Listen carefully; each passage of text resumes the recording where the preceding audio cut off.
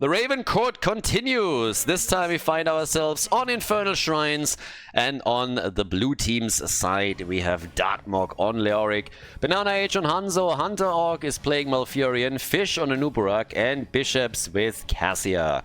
And I'm actually pretty happy about the composition that the red team plays here. I've been just asking the other day when we're going to see some more Vala plays, and this time we're actually getting it together with Rutsu's Zarya, who's also pretty infamous.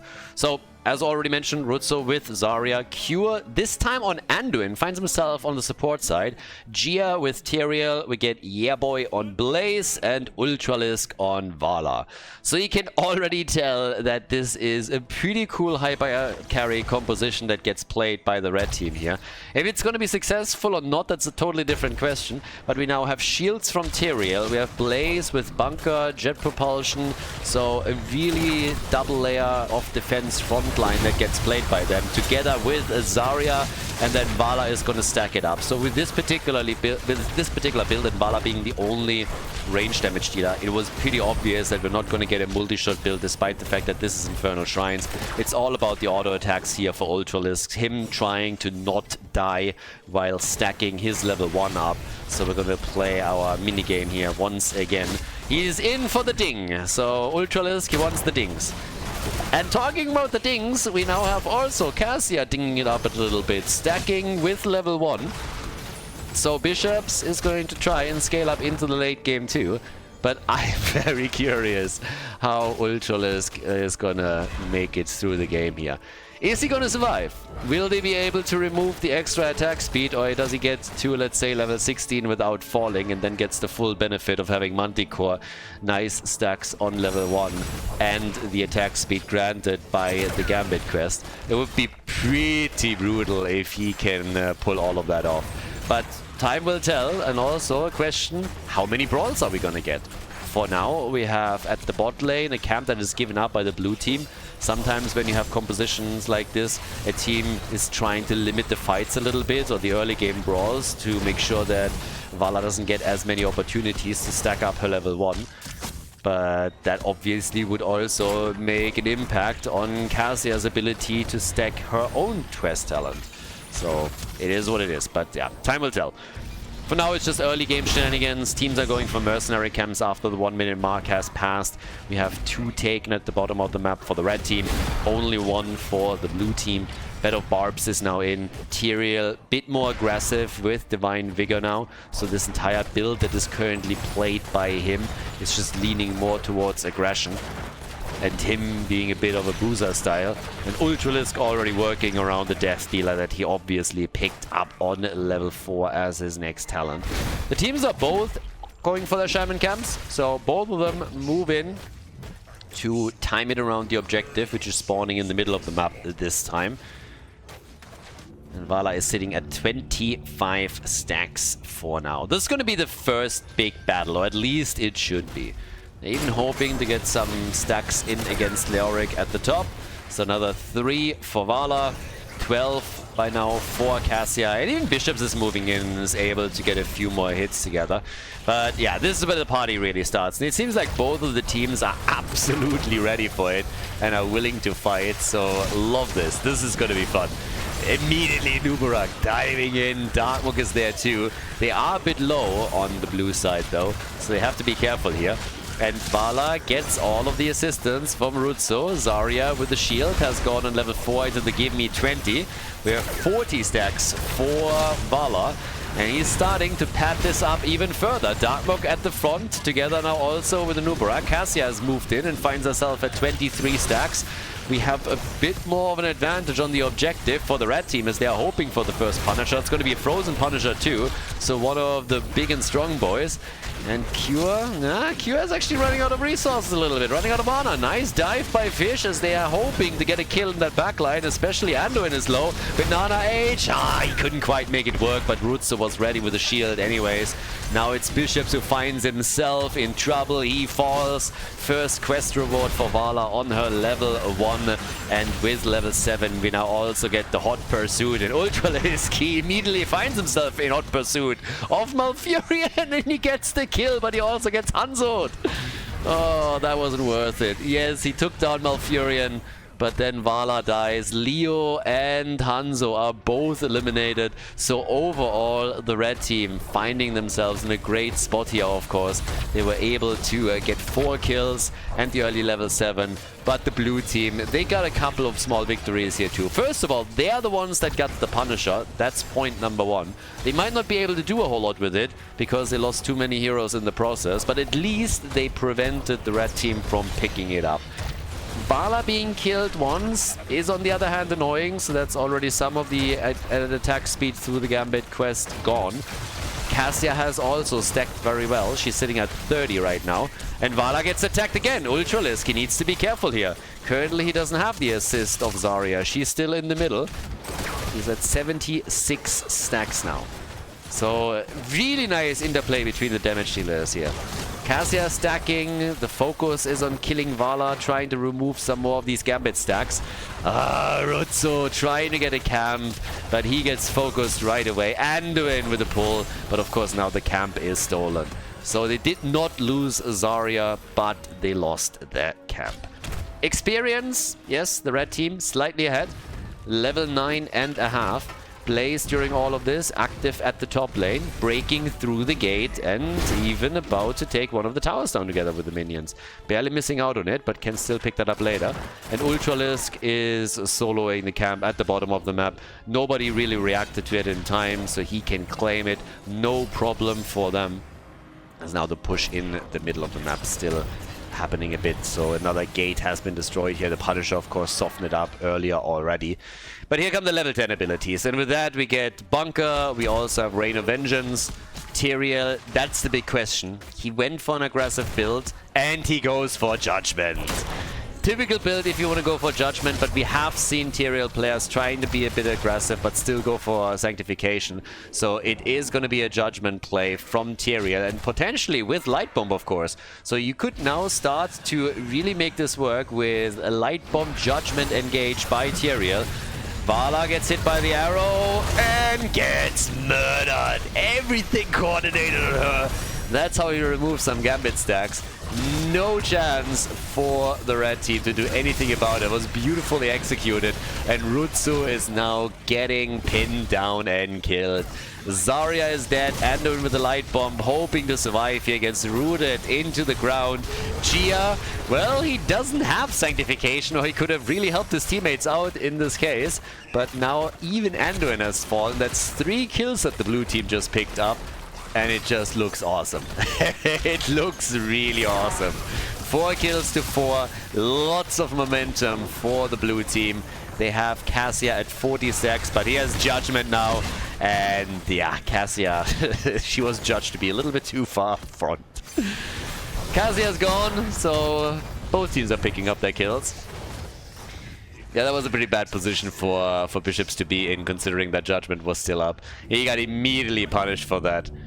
And of course now still the game to try and get Vala to some added stacks. And Ultralisk, I mean, it seems like eventually he's going to run out of stacks after all. He is not quite as protected as he was probably hoping. We have him with 2 deaths already, removing 10% of the extra attack speed that he gets through the level 1 quest. He's stacking it up pretty okay, but he has not reached the second reward yet. He's sitting at 82 stacks. Now the fight over the second objective should at least help with it. Both teams are hoping for level 13. Red team is slightly ahead, but not by too much. It could still make a difference here.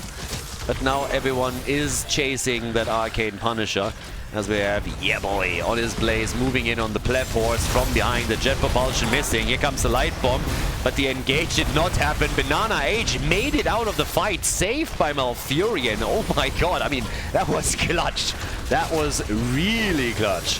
So for now, we have instantly the blue team pushed away from the shrine. Control has been taken completely by their opponents, and this is going to be the first Punisher for the red team.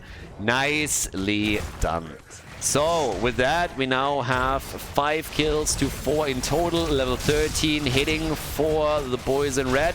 And of course, with the talent advantage and the objective, they can definitely take one of the forts down. A big Judgment is coming in also, and that's the annihilation of Malfurion. The fish stinks and gets killed. Anubarak is dead. An easy double kill, and they're chasing everything here. That's the end of Cassia. 3 kills that they could pick up. Vala's at 101 stacks. Yes, the fort falls, but they are apparently hoping for even more, opening the wall up that is supposed to protect the keep. That was absolutely ruthless. Diving in deep past the fort to take Malfurion down, and then they just killed everyone that was inside. Huge victory for the red team here. That was fantastic, honestly. And in addition to that, they are damaging now the keep itself, and they might even be able to take this one on if they really want to. Big Arrow comes in, but only hits the back line, and Cure is totally fine since nobody's close enough to follow up on that stun. Side laner still sitting on the side lane, and the keep's gone. Guys, we're 10 minutes in and the first keep is gone. It was incredibly well done by the red team. Diving past the fort to take Malfurion out and then getting 2 more kills in the process really helped them to snowball this. Massive advantage for them now. They have the lead in experience by roughly a level. They took the keep down at the bottom of the map. And they're looking very, very strong here. Especially with Ultralisk. But not only he is the one that brings in the damage, it's also, Zarya with 27,000 nearly. Now, the king of damage in this game is currently Banana H on the blue team side with Hanzo. I mean, he's been Hanzoing the entire game. And we have him now at 42,000 damage. So he's doing a lot here, but it's also a lot of scalar damage that he brings in. And Malfurion gets chased again. This judgment play by Gia against Malfurion is a huge problem for the blue support player. It makes it incredibly difficult for him to survive through any of these fights. Banana H getting attacked, the Rutsu trying to come in with another grenade, take him down. Not quite successful, but they are just chasing them all over the place. More stacks are coming together for Bishops too. He's now at 61 with Cassia. But the problem is that the entire map is now being dominated by the red team. They are fighting wherever they can. We have 120 stacks for Vala going into the Tempered by Discipline on level 13 for some extra self-sustain. And as you would expect, on 16 now, picking up Manticore with the second Leap of Faith charge coming through for Anduin himself. Insane. They are absolutely going by it. So, yeah. With this big of a lead and so much pressure, they're coming in again for Nubarak and they nearly take him down. Fish is barely able to move out, and as he's trying to escape, they focus their attention onto Hanzo, drop him low, force him to retreat. Cassia is too far out, she gets killed, and they are just barreling through that mid lane, taking the fort down. It's a massive onslaught now executed by the red team, and it just seems like the blue team has nothing to throw against them here. They have nothing to do. It's insane. So right now, 4 kills, 210, and it's just not stopping. With Zarya picking up speed here, she went into Pain is Temporary on 13 and the Cleansing Shield on level 16. They have so much sustain right now. It's Tyrael with his shield, Blaze at the front, Zarya coming in, and there's nothing that the blue team can throw against them. They need to execute a quick and coordinated attack themselves to get a kill, ideally on Vala. Once they remove her, that's one of the biggest damage sources gone. But it's not only Vala, as I explained earlier. Zarya herself is also chipping in a fair amount of ouchie. Now, we have for Leo the Wraith Walk build with the Royal Focus on the Ominous Wraith. In addition to that, Epic Enter is now in. And the blue team is hoping to attack. Now that they have level 16, they are showing a more aggressive stance on the map and hope to win a team fight. Judgment! But this time the coordination was a little bit off and Bishops was not too impressed by it. Tyrael had to move back, gets pulled out by Anduin. It's disgusting how many layers of defense the red team has now. You have the Shield of Tyrael. You have him just being super annoying in the opponent's face. Hasn't even picked up Sanctification, but he's still a huge assist to the team. Then Anduin in the backline, pulling everyone that is in trouble out of the fight. Zarya with shields, even with the ult, where she can create additional space. Stuns from Blaze, from Vala with the Rain of Vengeance. But now as we're going for the next objective, this is where the blue team has to make a stand. They got to. They have to move in on this one. They have to win this. They cannot simply sacrifice another keep. But of course, can they make that work? That's the big question now. And Ultralisk is picking up more stacks with Vala. To be fair, so is Cassia. Cassia is at nearly 90 stacks, so the damage is definitely there for him. But is it going to be enough to break through the red team? They're forcing them back a little bit. Blue team is slowly starting to take position on the shrine, but now it turns on Darkmork, and Leoric goes down. Another quest real for Vala, but Vala gets targeted. Vala gets targeted and she dies. Vala's gone. But they lose Malfurion. The blue team now 2 heroes down. Fish barely escaping. Oh, just as they take the hyper carry out, it's another problem for them. 67,000 damage for Cassia, 69,000 for Hanzo. They are by far the top 2 damage dealer in this game. Red team is not coming anywhere close, but they are leading with 7 kills. Their damage is just much more on point, on a single target, well coordinated, and allows them to take targets down quickly. 42,000 damage for Zarya. We have 41,000 for Vala, who has died a bit more often. Now, of course, Red team is also pushing through the bot lane thanks to their advantage with catapults. They're slowing it down a bit. They're waiting for Vala. So they went to 39 points. Vala is now back on the map. So this is the moment when Blaze moves back in and completes the objective so they can push through the top. Malfurion defending against the catapults, at least down here. We'll have to take another one down before he can join the defense. But the goal for the red team is, of course, to take down the keep at the top lane now. And I mean, if they can, to end the game, obviously. For that, they would need a few kills. But since they are about to pick up the level 20 talent, they will run a huge advantage over their opponent here.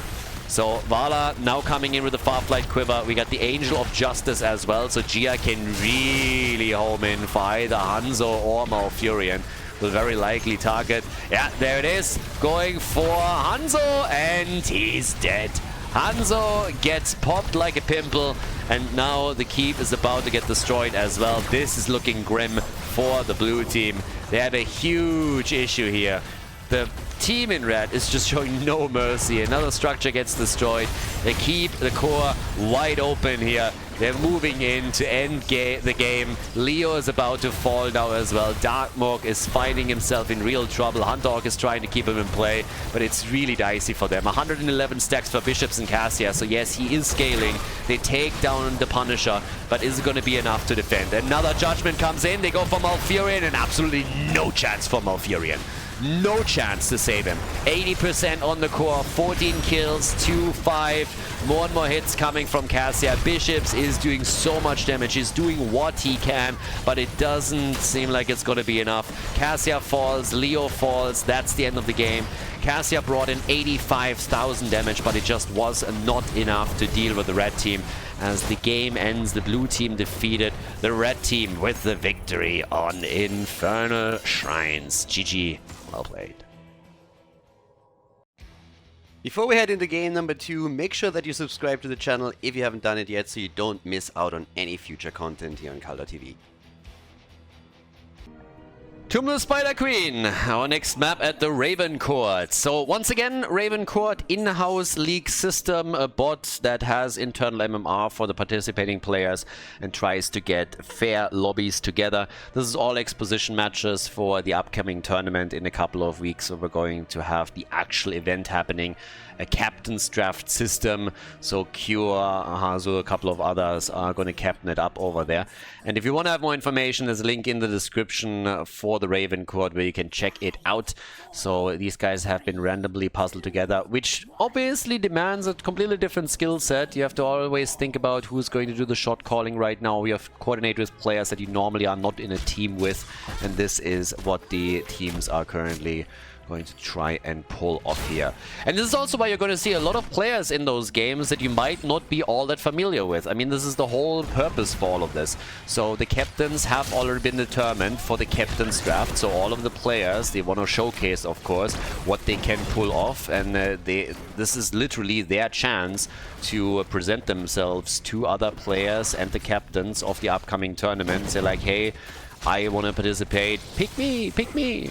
So this is pretty much it. So it's a pretty cool system, and it will allow some people to maybe get some exposure that are normally not able to get a full team together and play in all of those set-up tournaments where then full teams are playing. So it's going to be pretty cool. We have Vala in the game now, and well, Sonya got caught and killed, so they went deep for that one. But an early first blood here, straight up from the red team. So yes, nicely done. Bit more action up here at the top 2, and it seems like Maitri on Vala is in trouble. He went for a multi-shot build, dodges out on bishops, but it's just too much. He was really juking and driving here, trying to get away from the red team. It didn't work out for him. Vala still died, which now means that we have 2 kills in favor of the red team. So already some early game dominance by them, using Hunter Orcs Lucio to just speed across the map and get those hits going on all lanes. So really well done. They're dominating the rotation for now a bit, which is of course fantastic. And now the big question is really how can they... Well, who's going to turn in first?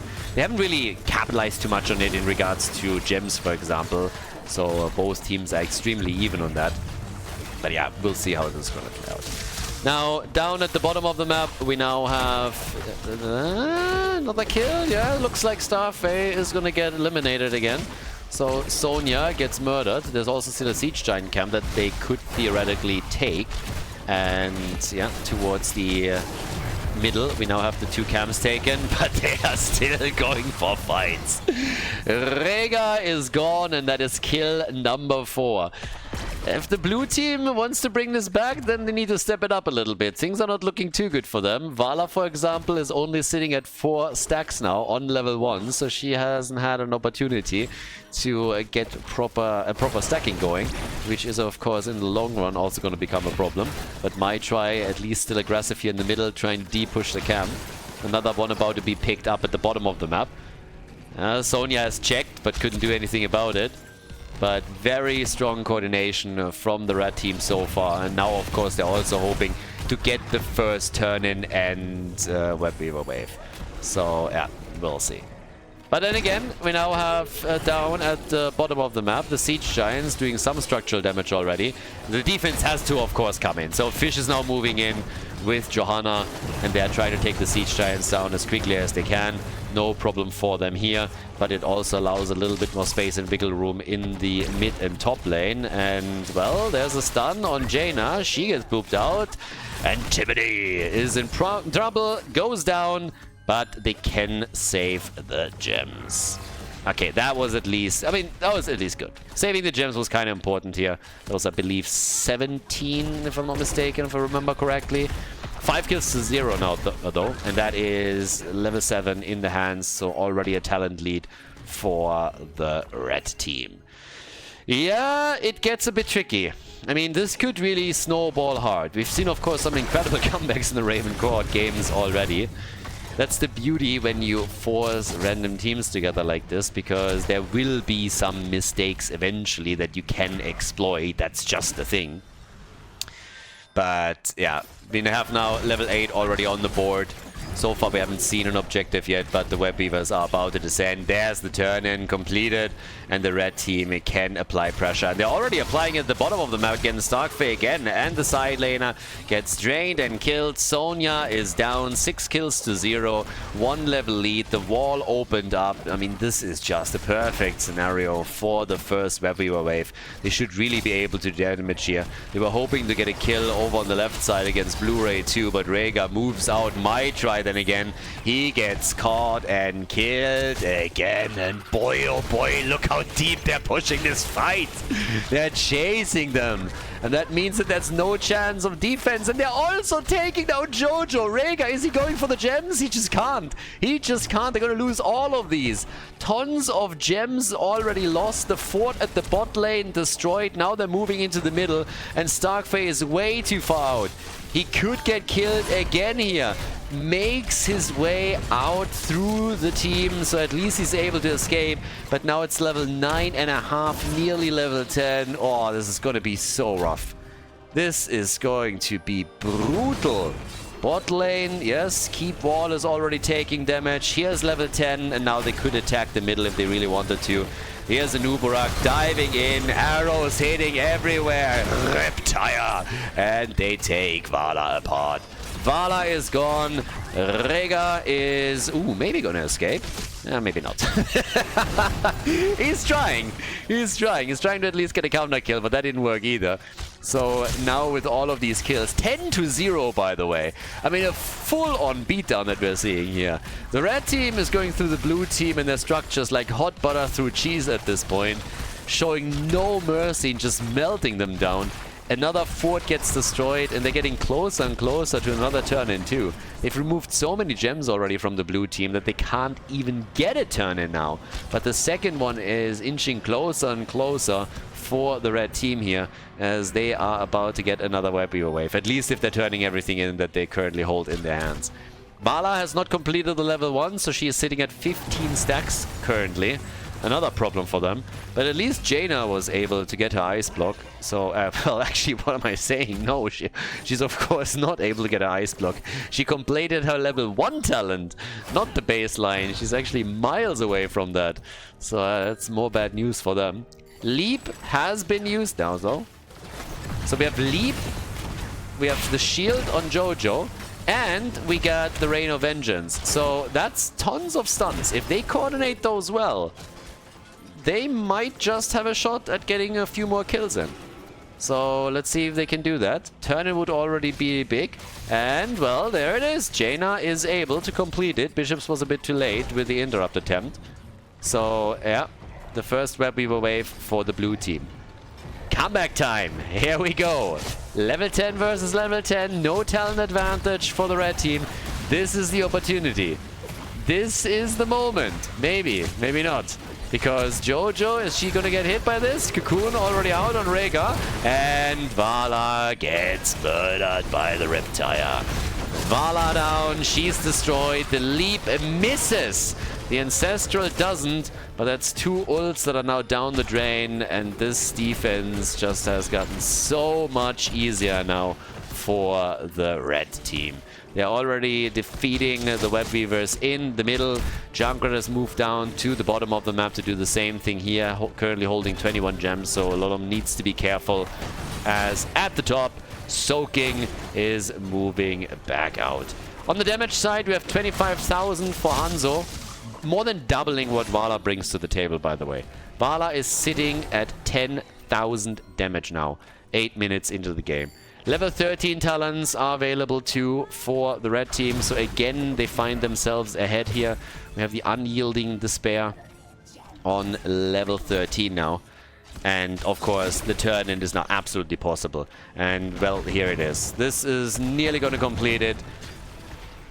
Vixos is going to finish it up. Now we have red web weavers touching ground in a few more seconds again for the red team. And keep in mind, they haven't actually lost a single hero yet. Not a single kill for the blue team. It hasn't happened yet. Can they go for the perfect game here? That's the bigger question. Or are we going to see a turnaround? Yeah, already Junkrat moving out. Blessed Shield got thrown in, but Junkrat survived. You can really tell that the blue team is desperately trying to get some hits in. Talking about hits, that arrow didn't hit anything. So Arrow of Hanzo also not doing a thing. It's nice Entomb, catching 2. There's the follow-up attempt. They're immediately moving in with it, and my try is low, and he goes down. Soaking with a drain. Leo falls, and finally a kill for the blue team. Congratulations. Applause, applause. Credit where credit is due. They get a kill. But they also lose 3 heroes in the same fight, so now it's 14 kills to 1. And a 3-level advantage as the red team hopes to take down the first keep. Moving down to the bottom of the map to just crush it. And they're easily able to do that. The fort at the top lane, it was the last remaining one. That got destroyed too. Oh, Sonya, careful. Careful, girl. She gets out, but that was clutch. They're about at level 13, but boy, this has been, one-way heroes of the storm thus far. Another Entomb, my try, he gets out of the Entomb, a bit of an assist from Junkrat here. Sonya jumps in with the leap, and this time it connected, but they just can't follow up with anything. And Jojo falls. The Ancestral is too late. There's just not enough coordination on the blue team side. All of these plays are falling apart as they're trying to execute them. And just look how close the red team is to another turn-in. They're sitting at nearly 60 gems. They're missing like 5 or so. So one quick move into the middle and they're gonna have enough to facilitate another Web Weaver wave. Also, going for the next fight, try and just beat them down. It's level 13 talents versus level 16 as they still hold a 3-level advantage. They steal the opponents, camp away. The Bruisers now in the middle. They could go boss, they can go turn-in. The world's their oyster. Whatever they decide to do here, they can pull it off with ease. Unless they're all of a sudden committing Honorable Sudoku or Subaru, it's going to be, oh yeah, lights out. Soon TM. Level 14 to level 16, nearly 17. Siege Giants at the bot lane. Bruiser camp in the middle. Red Web Weavers gonna be descending once more. And the big question simply, what's gonna fall next? Are they gonna kill a keep? Are they gonna go for one, or are they gonna go for another kill and maybe even for the core? So, yeah. Gonna be a bit tricky. Another Entomb, but there's no follow-up. There's nobody here that can capitalize on it. So while Soaking is applying a bit of pressure and forces them to help out, there's just no damage at this point. But as you can see on the minimap, they're attacking everywhere. Again, the Riptire, good damage, and Vala is gone. Vala sits at 30 stacks total. That's all that she got in this game. Jojo has fallen. It's the beginning of the end for sure. Look at those damage numbers. Jaina is dead, 43,000 on Hanzo. It's a 5-man wipe nearly. The only survivor is Rhaegar. He just ran away, but that is a game. 19 kills to 1. An absolute beatdown in this game on Tool of the Spider Queen as the red team locks in the W. Well-deserved victory. Nicely done. GG.